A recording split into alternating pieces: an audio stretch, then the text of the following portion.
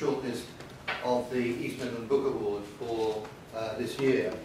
It's the third year the Book Award has been running, and I'm speaking on, my name's John Lucas, I'm speaking on behalf of the trustees of the award, and I'm only going to say very, very few words, then going to invite one of the judges of this year's award, Reid, to speak. But I will begin by just reading out the agreed shortlist of those who are mostly, I think, here. Will Buckingham, John Gallas, John McGregor, Graham Joyce, Alison Moore, Neil Roberts, and Jonathan Taylor. So many congratulations to all those.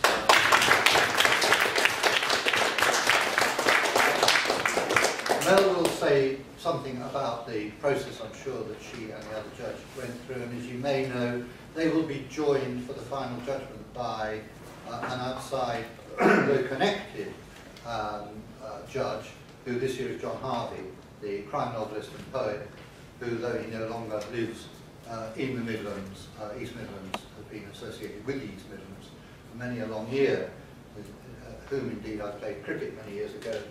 And John is a very fine novelist, but I think he'd probably admit that he isn't quite such a good cricketer. Though he has the loudest pair of cricket boots I think I've ever come with.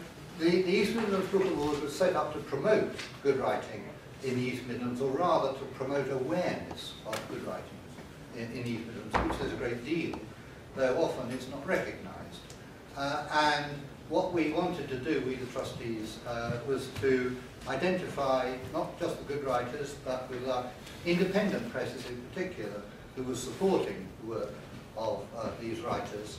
And we think we've been fairly successful in doing that. The awards have always, I think, achieved their intention in that very good writers have been shortlisted and a good deal of attention has been generated for their writings. And I'm hoping that in the years to come this process will, if anything, grow and enhance the reputation of the East Midlands as a place that nourishes and in all sorts of ways supports good writing. So that's as much as I want to say, except perhaps to add that the final judgment and award of the East Midlands Book Award of £1,000 will be made at an event to be held near Oakham on the evening of June the 22nd. I wish I could tell you exactly the place, but I've forgotten. It's a grand hall, isn't it? Hamilton Hall. Hamilton Hall, yeah. So there will be announcements, obviously, about that, and we hope to see some of you there. But now it's my great pleasure to introduce Mel Reid, whom I'm sure is known to many of you anyway, as a person of stern, good politics and stern, good reading.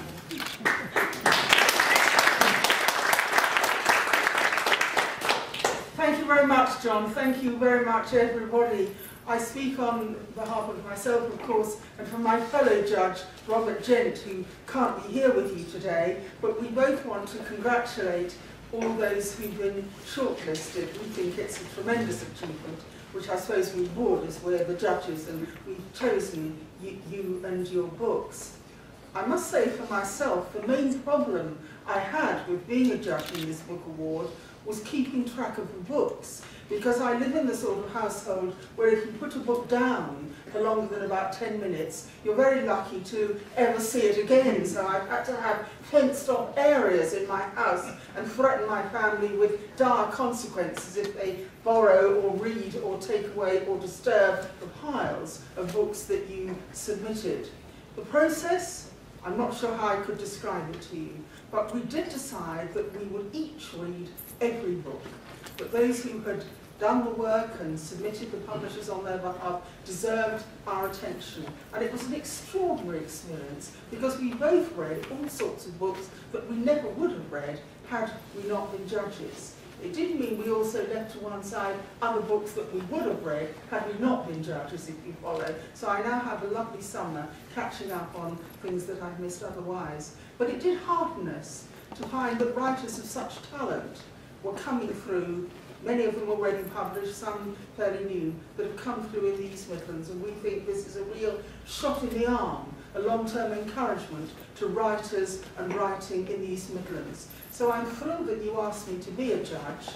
All the time I've been able to sit by the fire with tea and biscuits, reading, and I've been able to say to my husband and family, really sorry, can't cook the dinner, can't wash up, can't dig the garden, I'm doing a very important job. My excuse is gone, but the pleasure I've had from it remains very much with me. Congratulations, look forward to hearing all of you reading. Thanks.